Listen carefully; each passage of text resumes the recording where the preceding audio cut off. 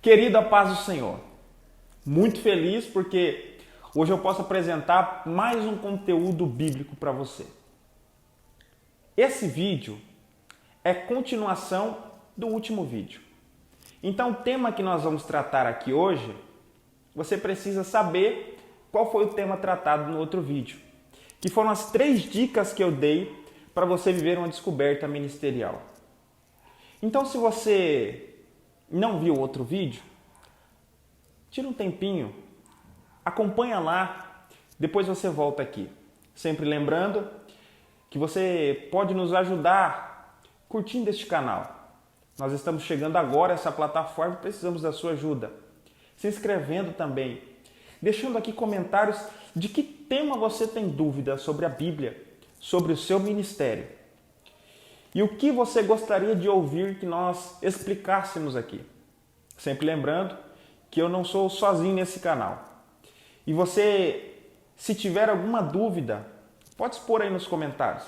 Nós vamos tratar com muita seriedade, segundo o que rege a Bíblia, dessa sua dúvida, desse seu questionamento. Vai no outro vídeo, assiste lá e volta aqui, que hoje o tema é extraordinário. Nós vamos tratar hoje sobre o que você precisa para deslanchar no ministério. Eu tenho um item, eu trouxe um item que você precisa. Só uma coisa que você precisa para deslanchar. Você já sabe qual é o seu chamado. Você viu o outro vídeo. Você já descobriu. Mas agora não sabe como começar. O que eu preciso para começar? E o termo que eu tenho para você, a frase é poder do Espírito Santo. Se eu pudesse resumir em uma só palavra, poder. Você precisa de poder. O poder do Espírito Santo vai te dar condições de pregar. Como você vai receber esse poder? Através do batismo do Espírito Santo. Jesus outorgou aos seus discípulos, aos seus apóstolos, a função de pregar na região que estavam, na Samaria, Judeia e nos confins da terra. E depois que Jesus outorga aos discípulos esta função, ele é assunto aos céus. E os discípulos entram em uma campanha de oração. Enquanto estavam naquele período de oração, eles são visitados pelo Espírito Santo de Deus. Você conhece muito bem essa história. Atos capítulo de número 2. É a concretização da promessa liberada em Lucas 24, 49. Vai vir o Espírito Santo e vai capacitar vocês para o trabalho no ministério. Eu gostaria de lembrar para você que o batismo com o Espírito Santo não é para aparecer na foto, não é para fazer vídeo. O batismo com o Espírito Santo não é para fazer média, não é para gerar testemunho. O batismo com o Espírito Santo e preste bem atenção, se tiver caneta e papel, anote, uma porção de Deus para te capacitar para o ministério que Ele tem para você. É o poder de Deus descendo sobre você. É nesse momento que você recebe a espada. É nesse momento que você recebe o escudo.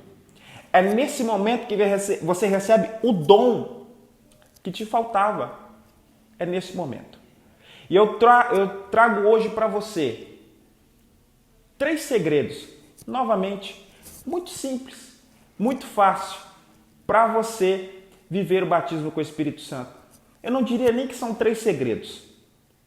São 3 dicas que você precisa mudar, que você precisa saber para viver isso.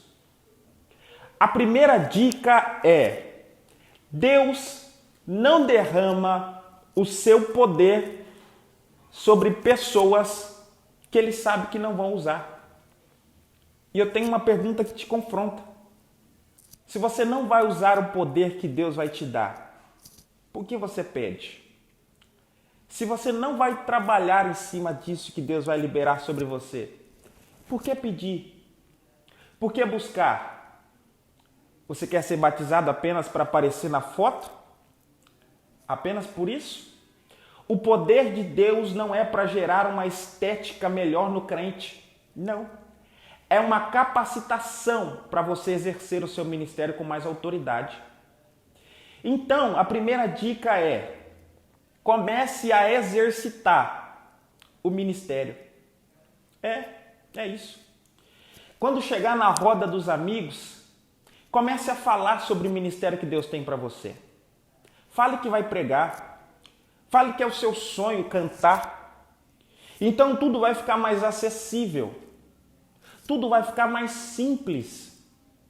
Deus não vai batizar e não vai derramar o seu poder sobre pessoas que ele sabe que não vai trabalhar. Pedro, em Atos 2, recebe o batismo. E logo após receber a porção do Espírito Santo, ele já se levanta para pregar. Ele não tinha pregado até então, mas depois de receber essa porção de Deus, ele se levanta e começa a pregar. Não é para você fazer média, é para você exercitar. E se você não está disposto a trabalhar em cima daquilo que está pedindo para Deus liberar sobre você, Deus sabe e não vai liberar. Não haverá derramamento de poder na nossa juventude, na nossa igreja, de modo geral, se não houver antes um desejo de fazer algo para Deus. E se tem uma coisa que Deus conhece, é o coração do homem. Você ainda não recebeu? Porque com certeza, Deus, por conhecer o seu coração, sabe que depois de receber, uma vez, o renovo e o renovo, você não vai trabalhar. Você vai esconder. Essa unção vai morrer. Mas aquele que pratica o ministério que Deus outorgou a ele, com o poder do batismo, ele multiplica o poder. Ele libera sobre as pessoas como um vaso cheio de azeite e enche as outras pessoas. E está pensando que ele fica vazio? Não. Deus renova e enche de novo o vaso. Esteja preparado para exercitar. Esteja preparado para trabalhar. Esteja preparado para fazer algo para o reino de Deus. E então virá o batismo com o Espírito Santo. A primeira dica é essa. Deus não dispensa poder sobre quem não tem propósito. É muito simples e é uma verdade bíblica. A segunda dica que eu tenho para você e que você deve começar a exercitar é: você deve se cercar de pessoas cheias do poder de Deus. Lembre-se de que Pedro, quando buscava o batismo, não estava sozinho. Ele estava cercado de pessoas com o mesmo propósito. E batismo é isso. É para cumprimento do propósito. Tanto que a primeira dica é: Deus não dispensa poder sobre quem não tem propósito. E a segunda é: esteja com pessoas aliadas ao seu propósito. Pessoas cheias do poder de Deus. Você quer ser cheio, mas apenas anda e caminha com pessoas vazias. Quem anda com Judas, fala o que Judas fala. Quem anda com Pedro antes do batismo, age como Pedro agia antes do batismo, com ira. Mas quem anda com Pedro depois do batismo, você se lembra de João no capítulo 3? João no capítulo 3 estava andando com Pedro depois do batismo. E eles subiam para orar. E naquele período eles encontraram um homem coxo. E aquele homem viveu uma cura de Deus. Você tem que andar com as pessoas certas. Você tem que caminhar com pessoas que têm um propósito de Deus. E eu tenho uma pergunta que vai te confrontar. Você pede batismo, mas com quem você está andando? São pessoas batizadas? São pessoas cheias? Pessoas que falam da palavra? Ou são dissolutos? Que apenas contam piadas de mau gosto? Que apenas se entregam à vaidade? Que apenas criticam a igreja? E acredite se quiser, há crentes que anda tanto com pessoas que odeiam a igreja, que começam a odiar a igreja também. Mas há crentes, e glória a Deus por eles, que amam tanto a igreja, que apenas anda com pessoas cheias de Deus. Você deve começar a fazer uma seleção. Você deve começar a escolher com quem você está andando. Selecionar pessoas mais capacitadas por Deus. Desde o começo da minha fé, e permita-me dizer isso, eu sempre me assentei aos pés dos meus pastores. Sempre levei a eles os meus questionamentos. Sempre me comuniquei muito com pregadores. Eu queria ser pregador. Por que eu não ia conversar com pregadores? Talvez você tenha vergonha, talvez tenha inveja, mas você precisa desbloquear essa área da sua vida e se abrir, porque Deus tem poder para derramar sobre a sua vida. Só será derramado depois que as pessoas que estiverem ao seu redor tiverem o mesmo propósito que você.